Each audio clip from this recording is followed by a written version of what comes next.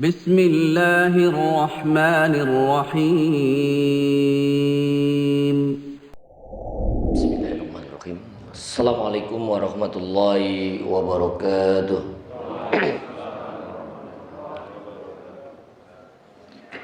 Innal hamdalillah nahmaduhu wa nasta'inuhu wa nastaghfiruh wa na'udzu billahi min shururi anfusina wa min sayyiati a'malina.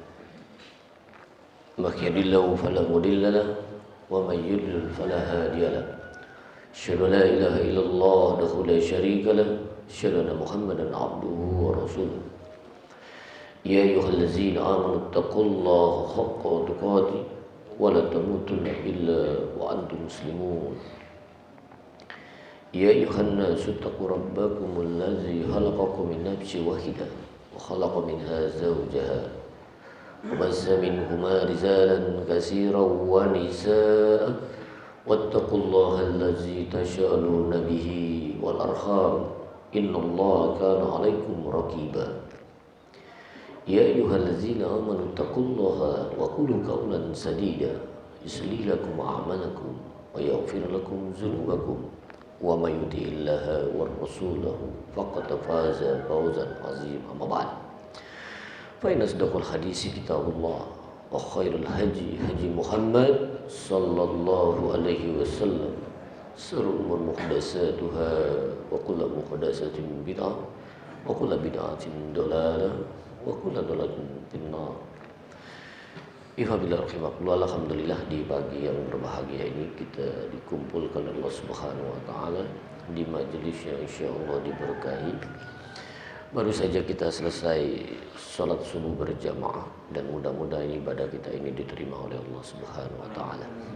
Kita lanjutkan dengan kajian kitab yang saya tulis, insyaallah hidup berkah tanpa riba.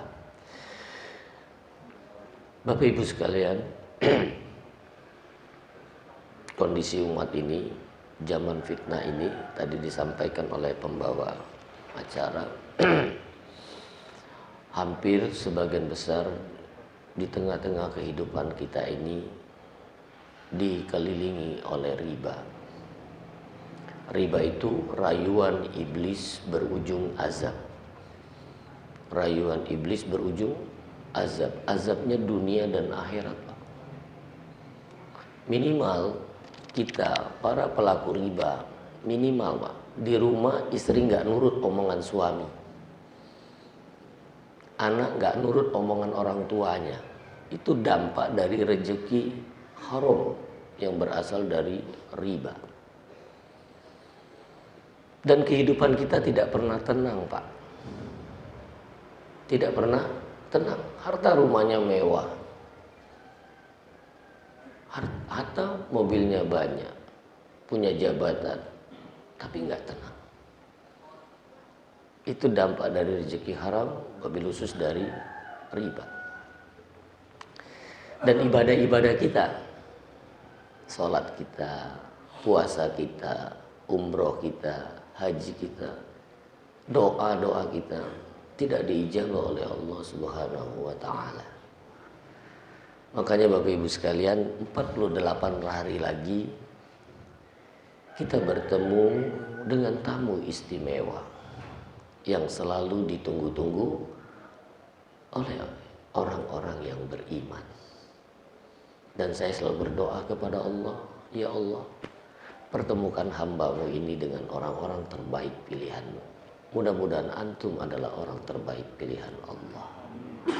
Apa kata Rasulullah? Man yuridullahu bi khair yufaqihu fiddin. Salah satu pemahaman tentang agama yaitu muamalah yang sering kita sia-siakan atau kita lupakan. Ibadah bagus, Masya Allah, akidah Masya Allah, tapi ketika bermuamalah lupa dengan Allah. Kenapa? Dikalahkan oleh hawa nafsu kita. Oleh hawa nafsu kita. Dan Bapak Ibu sekalian yang hadir di tengah-tengah antum sekalian ini, Abu Muhammad Duyono Kusen Al-Jambi. Abu itu ana bukan ustadz. Ya, jadi Abu itu ana bukan ustadz, tapi seorang praktisi perbankan syariah yang ingin hidup 24 jam dari bangun tidur sampai tidur kembali merujuk kepada Al-Quran was sunnah yang dipahami oleh para sahabat. Awalan kehidupan orang tua saya 35 tahun di lumpur riba. Saya sendiri 18 tahun lebih ada juga di lumpur riba. Alhamdulillah 2002 ada seseorang, mungkin dia sangat sayang karena agama Allah, karena dia cintanya dengan Allah, benci juga karena Allah. Dengan posisi saya pada umur 30-an Pak, posisi bagus, jabatan bagus, kewenangan bagus, mungkin gak berani langsung menyampaikan kebenaran, tapi dia taruh di meja kerja saya satu kitab kecil Pak, judul yang sudah diterjemahkan ke dalam bahasa Indonesia, kepada pegawai dan nasabah bank konvensional. Ketika saya baca, ini yang mungkin menyebabkan saya rumah dekat masjid tapi nggak bisa melangkahkan kaki ke masjid Pak. Oh mungkin ini istri saya nggak bisa nurut apa yang saya ucapkan. Oh mungkin ini anak-anak saya nggak bisa nurut apa yang kita katakan. Karena semua hasil yang saya terima dari rezeki yang haram. Meneteskan air mata nggak bisa untuk melanjutkan pekerjaan. Berazam harus meninggalkan ini. Ketika kita berazam Allah mudahkan Pak. Saya bisa hijrah ke bank syariah, dan sejak hijrah bank syariah saya belajar Islam. Saya muter dari satu kota ke kota yang lain, bertemu dengan kelompok-kelompok pengajian, dari satu pondok ke pondok, dari satu majelis ke majelis, dari satu kantor ke kantor Pak. Dan Indonesia mayoritas Islam. Mayoritas Islam. Namun ternyata Islamnya itu karena orang tua. Orang tuanya Islam, dia juga ikut Islam. Dan sangat sedikit yang belajar Islam.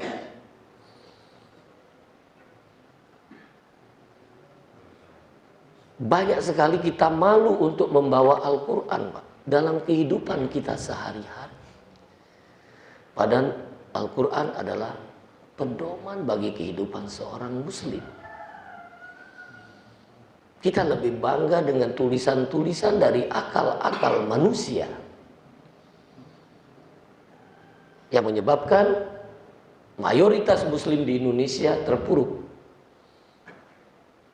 Mayoritas tapi tidak bisa berbuat apa-apa. Limaza? Karena kita tinggalkan Al-Quran.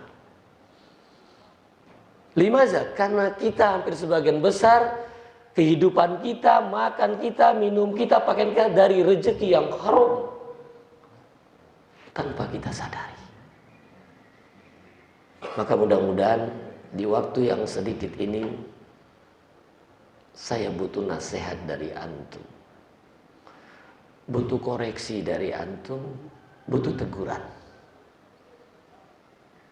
Bila dalam kehidupan saya ke depan, saat ini dan akan datang, dalam pelaksanaan amalia sebagai seorang praktisi perbankan syariah, ada yang Bapak Ibu lihat melanggar syariah, tolong tegur,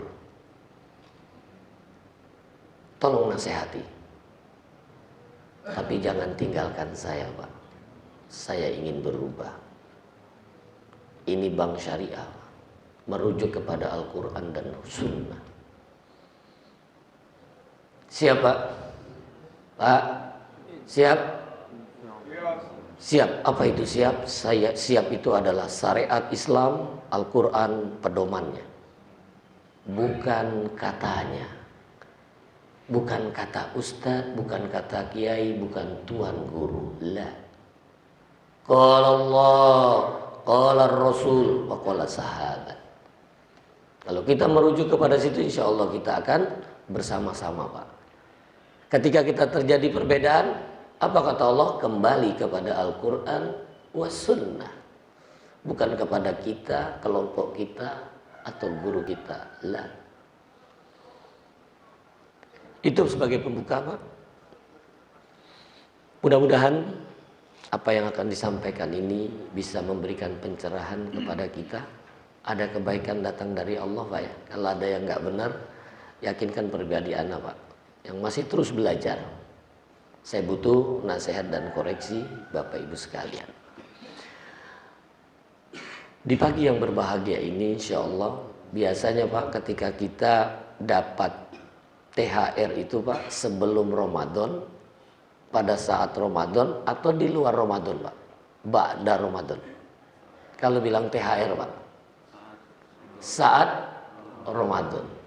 Kalau di sini ada pengusaha yang punya usaha, dia sebagai owner atau pemimpin di satu perusahaan, di satu perkantoran, siap nggak hari ini Bapak pasang niat sebelum Ramadan kasih 2 kali THR?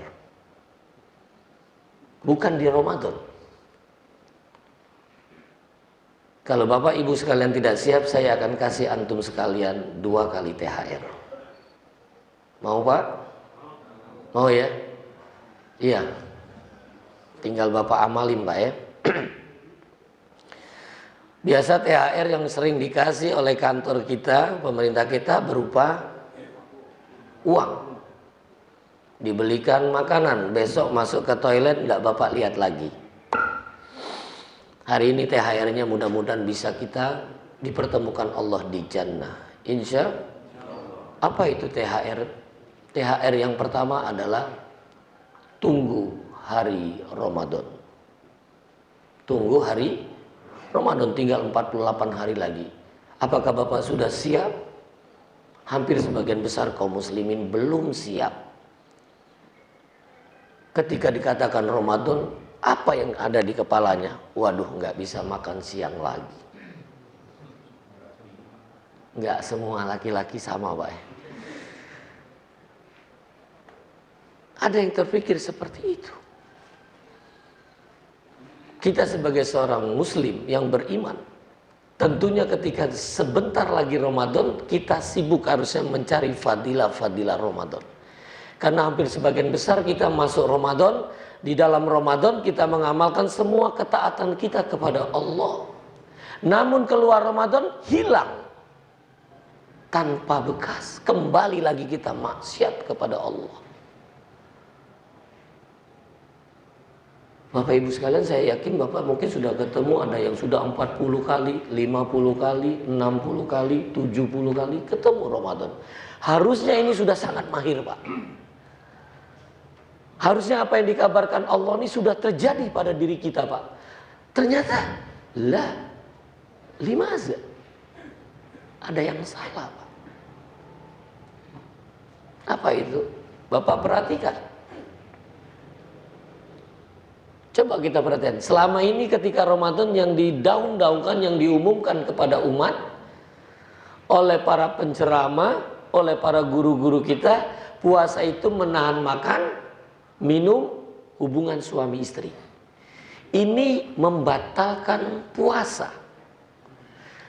Pernah nggak kita diajarkan kalau kita berbohong batal puasa kita? Tidak. Puasa kita nggak batal kan Pak kalau Bapak berbohong? Enggak. Tetap puasanya sampai. Itulah 30 hari kita puasanya sampai. Tapi amalan puasa kita nggak nyampe. Itu yang cuma kita dapat, lapar, haus. Ya. Namun manfaat puasa, hasil dari puasa yang dikabarkan Allah dalam Al-Quran nggak dapat Pak. La'allakum tattaqun. Nggak dapat kita Pak. Kenapa? Ketika kita puasa Pak, kita masih berbohong, kita masih berdusta, minimal bohongin istri, minimal bohongin suami, bohongin anak. Nggak sadar kita. Berkhianat kepada mitra kita. Dan yang paling penting tanpa kita sadari Pak, istri kita keluar rumah buka aurat. Ini sedang puasa. Nggak pernah kita sadari ini maksiat kepada Allah, padahal kita sedang berpuasa. Laki-laki perempuan bukan mahram berjalan berdua padahal dia sedang berpuasa. Banyak yang tidak terpikirkan, Pak. Kita sedang puasa, rekening kita masih ada di tempat riba. Masih punya rekening di bank konvensional. Nggak terasa kalau kita ini sedang bermaksiat kepada Allah. Karena kita banyak dengar dari beberapa guru kita, ustaz kita, nggak apa-apa, sama saja. Allahu Akbar. Kalau ini sama nggak mungkin ada undang-undangnya, Pak. Nggak mungkin difatwakan oleh ulama. Kalau dia sama. Dan saya pelaku langsung, Pak. Di tempat riba 18 tahun lebih, di bank syariah baru masuk tahun ke-18. Hampir berimbang, Pak. Nampak antara siang dan malam. Perbedaan bank konven dengan bank syariah. Dan ini tanpa kita sadari, Pak, kita sedang berpuasa. Padahal mencampur adukan hak dengan yang batil nggak boleh. Wala talbisul haq bil batil. Jangan campur adukan hak dengan yang batil. Ini kemungkinan, Pak. Ini kemungkinan ya, kita belum dapat hasil yang dikabarkan Allah ketika kita berpuasa. Maka mulai hari ini, Pak, cari kitab-kitab buku fadilah-fadilah puasa. Bukan makan, minum, dan hubungan suami istri saja, Pak, ketika kita puasa. Semua yang dilarang Allah putuskan pada saat itu juga. Dan saat ini dua larangan Allah dalam Al-Quran sudah kita anggap halal, sehingga kita menghalalkan Allah datangkan musibah. Dan tidak ada yang ditutupi lagi, Pak. Hampir setiap hari bangsa Indonesia melihat di lingkungan Indonesia dari satu kota ke kota yang lain turun musibah silih berganti. Kita berpikir fenomena alam. Lah. Kita tidak pernah kembali kepada Al-Quran. Allah sudah kabarkan. Rasul sudah ingatkan. Ketika larangan ini kita anggap halal. Apa itu, Pak? Yaitu zina dan riba. Al-Isra 32, wala taqrabuz zina. Jangan dekati zina. Mendekat saja kita nggak boleh. Saat ini, Pak, jangankan mendekat, dilakukan di depan umum dia nggak ada rasa malu.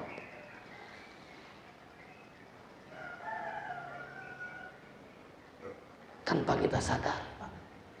Mungkin ada di seputar kita, Pak. Mungkin itu keluarga kita, Pak. Mungkin kita sendiri melakukan tanpa kita sadari.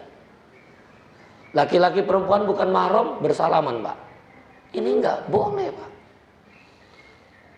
Laki-laki perempuan bukan mahram jalan berdua. Nggak boleh, Pak.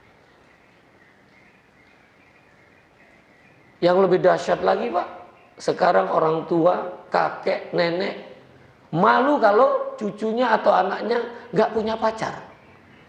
Ini luar biasa. Keberhasilan mereka menghancurkan apa yang ada dalam syariat ini.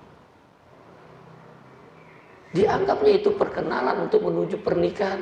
Lah, tidak ada ajaran syariat seperti itu. Karena Al-Quran sudah ajarkan, Pak, jangan dekati zina. Mendekat saja enggak boleh. Di ayat yang lain yang Allah kabarkan lagi, ya, Ali Imran 130. La ta'kulu riba, jangan makan riba. Tapi apa kita? Riba ini dilaknat oleh Rasulullah sallallahu alaihi wasallam. Qal akilar riba wa mukilahu wa katibahu wa saidahi wa qala hum sawa. Ada 4 kelompok yang dilaknat oleh Rasulullah sallallahu alaihi wasallam. Yang pertama, kelompok pemakan riba. Siapa pemakan riba? Bank konvensional. Kelompok yang pertama, bank pemakan riba. Siapa lagi? Nasabah bank konvensional. Siapa lagi? Rentenir. Siapa lagi? Koperasi simpan pinjam yang ada bunganya. Ini kelompok pemakan riba.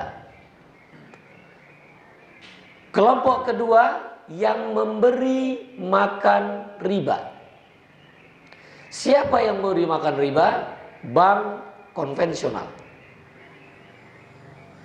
Siapa yang memberi makan riba? Nasabah bank konvensional, yaitu yang minjam kepada bank konvensional. Untuk apa? Untuk beli rumah, untuk beli mobil, untuk beli motor, untuk investasi, untuk modal kerja. Ini pemberi makan riba.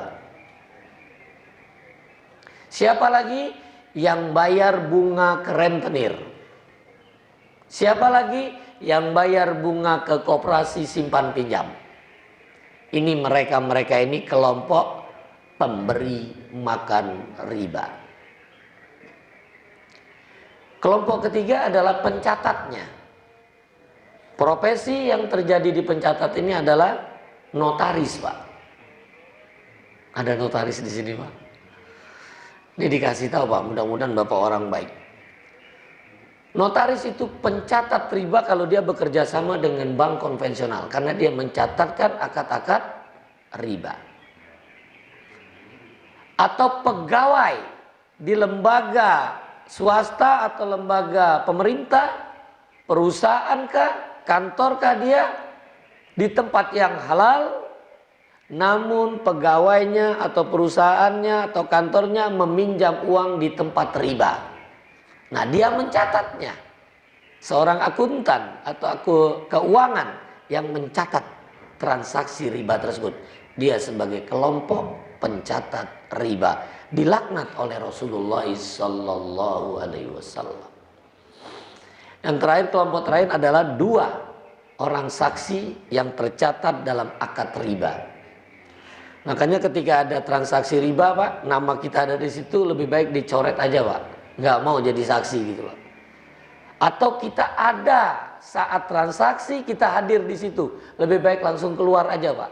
Jangan sampai ada hadir pada transaksi riba. Akad riba jangan sampai kita hadir di situ. Karena juga kita termasuk saksi di sana. Ini 4 kelompok ya, yang silakan bapak-bapak jangan lihat kanan kiri.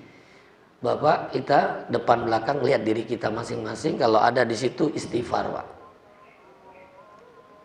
Kita baca istighfar, bertobat, masih ada waktu, Pak. Ketika Allah masih berikan kita umur, mudah-mudahan ketika Bapak yakin perbankan konvensional itu riba, ya, hari ini baru tahu, karena seluruh ulama dunia tidak ada yang berselisih. Tidak ada yang berselisih, Pak. Termasuk Dewan Syariah Nasional, Majelis Ulama Indonesia telah keluarkan fatwanya nomor 20 tahun 2001. Di pasal 8 diinformasikan ada usaha yang bertentangan dengan prinsip syariat Islam. Apa itu? A. Usaha perjudian. B. Usaha lembaga keuangan konvensional. Usaha lembaga keuangan konvensional, dalam kurung ribawi, tutup kurung, termasuk perbankan dan asuransi konvensional. Jelas tegas, Pak. Perbankan dan asuransi konvensional riba. Riba dihukum Allah haram. 2001, Pak. Fatwa bunganya tahun 2004. Fatwa MUI nomor 1 tahun 2004 tentang bunga. Ada 3 pasal yang dikeluarkan oleh MUI. Pasal pertama mendefinisikan apa itu bunga, apa itu riba. Pasal kedua, ternyata bunga itu bagian daripada riba. Riba hukumnya haram, maka bunga hukumnya haram. Pasal ketiga, bagaimana kita bermuamalah dengan perbankan konvensional yang sudah dihukumin riba tadi. Satu, lembaga keuangan syariah bila ada di lokasi kita, di tempat kita, dan kita mudah untuk menjangkaunya, maka kita tidak dibenarkan lagi untuk berhubungan dengan perbankan yang berbasis bunga. Yang kedua, lembaga keuangan syariah bila di lokasi kita, di tempat kita belum ada dan sulit kita menjangkaunya, maka masih dibenarkan kita untuk berhubungan dengan perbankan konvensional dalam kondisi punya hajat atau darurat. Masih dibolehkan, Pak. Jadi kita tinggal pilih. Kalau di Jakarta dan sekitarnya Jabodetabek, setiap kota itu sudah ada bank syariah. Namun sampai detik ini perbankan syariah itu porsinya paling tinggi baru sampai 6,01%. Artinya 6,01% ini yang baru sadar, Pak. Yang 93,99% belum sadar atau dia belum tahu. Saya berbaik sangka Bapak Ibu sekalian yang masih di sana belum tahu. Dan hari ini baru tahu. Kalau Bapak Ibu hari ini baru tahu dan yakin bahwa perbankan konvensional itu riba, seluruh dosa Bapak Ibu sekalian tentang riba ini dihapus Allah. Berita gembira atau berita menakutkan, Pak? Berita gembira. Dan ini Allah kabarkan dalam Al-Quran, Pak. Kalau kita cinta dengan Allah, kita mengikuti Rasulullah, Allah akan mencintai kita. Allah akan menghapus dosa-dosa kita. Ini dasarnya, Pak. Allah akan hapus. Kalau Bapak hari ini tahu, nah ternyata ini salah, kita beristighfar kepada Allah, bertobat kepada Allah, bahwa sejak saat ini saya tidak akan lagi kembali apapun transaksinya yang ada di tempat riba. Mudah-mudahan dengan azab itu Allah hapus dosa-dosa kita, karena kita takut dengan azab Allah. Di surat apa itu, Pak?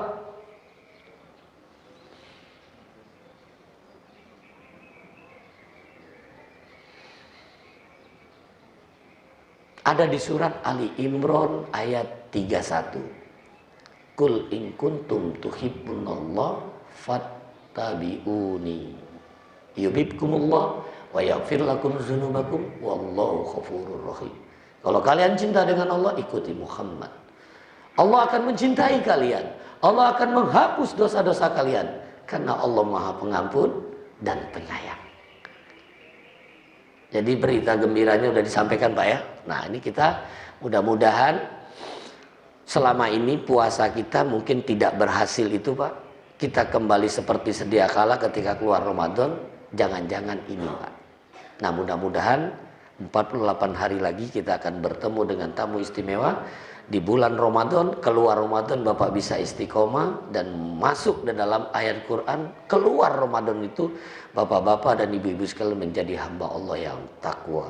Insya ya, tunggu Ramadan. Yang pertama adalah ada 3 amalan-amalan yang harusnya kita betul-betul, karena ini yang abdol, Pak.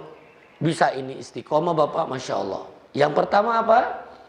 Bapak semua silakan teliti masing-masing, ya. Siapkan dan mulai hari ini berazam. Ramadan tahun ini saya akan selalu di belakang imam untuk sholat yang 5 waktu berjamaah. Siap, Pak?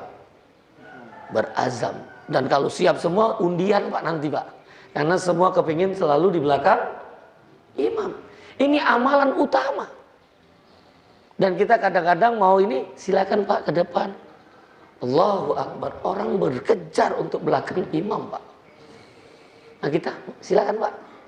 Salah kita mempersilakan, Pak. Untuk sholat mengejar ke depan, Pak. Saf terdepan. Nah kita pasang itu.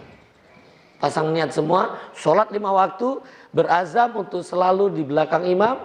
Dan berusaha kalau itu bisa, Pak. Kita berdoa kepada Allah, keluar Ramadan tetap istiqomah. Allahu Akbar. Jarang kita punya azam seperti ini, Pak. Kita biasa-biasa saja. Hanya apa? Di awal Ramadan ini masjid megah ini terasa sempit di awal Ramadan. Ramadannya makin ke sana, ini makin lenggang. Kenapa? Coba kalau semua yang ada seputar ini berazab. Masya Allah. Jadi mulai dengan sholat, Pak. Karena ini yang dikabarkan oleh Rasulullah. Abdul amal as-salatu awal waktiha. Sebaik-baik amal sholat di awal waktu. Untuk bisa ada di masjid sebelum azan, Pak. Ini. Yang kedua, yang kita berazam, bapak-bapak yang saat ini masih punya orang tua. Pasang niat saat ini juga dan bicarakan dengan orang-orang yang ada di samping tempat tidur kita, Pak. Ini kadang-kadang yang goda kita nggak jadi. Ramadan tahun ini kita pasang niat sesungguhnya ingin berbakti kepada kedua orang tua. Bawa orang tua kita, ayah dan ibu di rumah kita. Jadikan dia ratu, raja. Bukan jadikan dia pembantu. Hampir saat ini, Pak, anak-anak adab terhadap orang tua menyedihkan. Ada orang tua semua sibuk pegang HP, nggak memperhatikan orang tuanya bicara. Ini perlu diperhatikan, Pak. Saat ini kita banyak tergoda dengan teknologi yang menyebabkan adab hilang. Nah, Ramadan nanti kita diskusikan sama orang yang di samping tempat tidur kita, Pak. Biasanya ini yang menggoda kita. Nggak jadi bawa orang tua. Karena kita sebagai seorang laki-laki, setelah Allah dan Rasul itu orang tua, Pak. Bukan istri. Bagi bapak-bapak yang masih ada orang tua, pasang niat, Pak. Ini mudah-mudahan masih bisa kita untuk menyenangkan orang tua kita. Untuk menyenangkan orang tua kita di Ramadan. Dan berharap keluar Ramadan itu bisa tetap istiqomah. Birrul walidain. Yang ketiga, jihad fisabilillah. Berjihad di jalan Allah. Utamanya apa, Pak? Kalau dulu perang, kalau saat ini istiqomah, Pak. Melawan hawa nafsu. Kita banyak kalah dengan hawa nafsu. Ya. Terutama bagi bapak-bapak yang saat ini masih, ya, mungkin keluarganya masih membuka aurat, ini, Pak. Ini jihad kita, Pak. Dengan lembut, Pak. Dengan hikmah. Sampaikan dengan baik. Yang masih punya rekening di bank konvensional, saatnya, Pak. Senin besok tutup semua rekening kita, Pak. Pindahkan ke bank syariah. Selagi kita masih bisa untuk melakukan itu. Ini THR yang pertama. Untuk bisa selamat nanti Ramadan kita bisa diterima Allah, ya, kondisikan ambil THR yang kedua. Apa itu THR kedua, Pak? Totalitas habisi riba. Sekecil apapun, Pak. Tutup semua yang berbau dengan transaksi riba. Karena riba itu adalah ziyadah, Pak. Dan itu posisinya ketika terjadi dua kondisi. Satu, hutang piutang. Kedua, jual beli. Hutang piutang terkena riba apabila dua syarat ini ada. Yang pertama, ketika kita hutang piutang ada syarat di awal tambahan. Ini riba. Ada syarat di awal tambahan. Yang kedua, ada syaratnya denda. Ketika terlambat ada denda. Ini riba. Itu ketika terjadi hutang piutang. Untuk yang kedua, jual beli. Jual beli ini terjadi riba pada komoditas riba. Ada 6 komoditas riba, ilatnya 2. Ilat pertama, alat tukar, emas dan perak. Ilat yang kedua, bahan makanan pokok, gandum, syair atau jawawut, kurma dan garam. Untuk di Indonesia, ulama fikih untuk alat tukar bukan emas bukan perak, maka masuk di sini uang kertas. Untuk bahan makanan pokok di Indonesia, beras, jagung, sagu. Sehingga ketika ilatnya sama, ilat sama itu alat tukar emas, perak, ya, sama uang kertas. Nah, yang dianggap pertama kena riba ketika terjadi pertukaran emas dengan emas, perak dengan perak, uang rupiah dengan uang rupiah.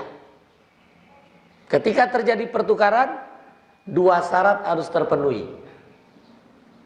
Mislan bimislin, yadan biyadin. Jadi dia harus sama kualitasnya, sama penyerahannya. Jadi kalau kita tukar emas dengan emas, nggak boleh berselisih. Ketika kita tukar rupiah dengan rupiah, nggak boleh berselisih. Kapan ini terjadi riba? Pada saat menghadapi Idul Fitri. Bapak-bapak kepingin ngasih anak atau cucunya uang kertas yang baru. Ya Pak ya? Bapak punya uang kertas yang lama. Tukar, belum kenal sama orang bank, tukar di jalanan. Ya saya tukar di jalanan Pak ya. Kalau Bapak kepingin 100.000, Bapak bayar berapa? Itulah riba fadl. Riba. Kadang tukar menukar, ya, berselisih. Kalau dia berbeda dalam satu ilat, emas dengan perak atau emas dengan rupiah, perak dengan rupiah, boleh berselisih. Namun dia harus bersamaan dalam penyerahannya. Jadi mungkin emas 1 gram, uang 700.000, boleh. Tapi dia harus bersamaan dalam penyerahannya. Kalau dia tidak bersamaan, kena riba nasi'ah. Karena terjadi penangguhan. Paham di sini Bapak? Selesai Bapak memahami riba. Maka ketika kita paham di sini, keberkahan akan dapat Pak. Jadi orang yang berani meninggalkan riba bukan rupiah yang diperoleh Pak. Karena keberkahan itu adalah ziyadatul khair. Bertambahnya kebaikan kita kepada Allah. Jadi bertambah ketaatan kita kepada Allah. Apa yang diperoleh Pak? Ketika saya meninggalkan riba, Allah jaga saya untuk sholat yang 5 waktu bisa hadir berjamaah di masjid. Dimanapun Anda berada. Ini nggak bisa dibayar dengan rupiah Pak. Yang kedua, istri, anak, keluarga yang selama ini nggak nurut apa yang kita bicara, dia bisa nurut Pak. Ini nggak bisa dibayar rupiah Pak. Kalau istri nurut, anak-anak nurut. Yang ketiga, ketika habis hijrah, anak saya yang ketiga ketika saya mulai hijrah di situ, tamat SMP, dia katakan pada orang tuanya nggak mau sekolah lagi. Karena pendidikan kita saat ini Pak bukan mendekatkan kita kepada Allah Pak, menjauhkan kita kepada Allah. Maka dia putuskan tidak sekolah. Ditanya, kenapa nggak sekolah? Apa jawabannya Pak? Sebelum saya hafal Quran. Dia 2 tahun hafal Quran 30 juz Pak. Sudah 30 juz, masuk kuliah, ya, ambil iddat takmili di Libya. Saat ini dia ngambil lagi Quran untuk 10 qiraat. Bertemu dengan Syekh dari Aljazair. Dimudahkan Allah. Adiknya juga nggak mau sekolah, ngambil hafalan Quran. Dan ini diikuti oleh cucu, Pak. Umur 3 tahun hampir juz 30 dia hafal. Hari-hari dalam perjalanan murojaahnya Al-Quran. Bukan lagu, Pak. Bukan nyanyian. Tapi Al-Quran. Nah, ini keberkahan ketika kita meninggalkan yang diharamkan oleh Allah. Jadi bukan rupiah. Rupiah tahu-tahu ada aja, Pak. Pas kita ingin ada. Dimudahkan kita lepas dari hutang. Allah mudahkan. Karena kalau kita sudah lepas dari hutang, Pak, hidup ini nyaman banget, Pak. Kenapa? Dihindarkan untuk berbohong. Karena orang yang punya hutang, itu kalau bicara dusta. Kalau janji ingkar, itu Rasul yang kabarkan.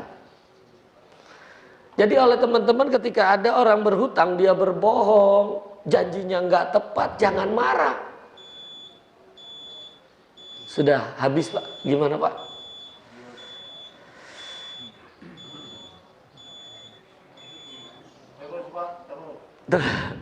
Boleh, Pak, ya? Saya izin.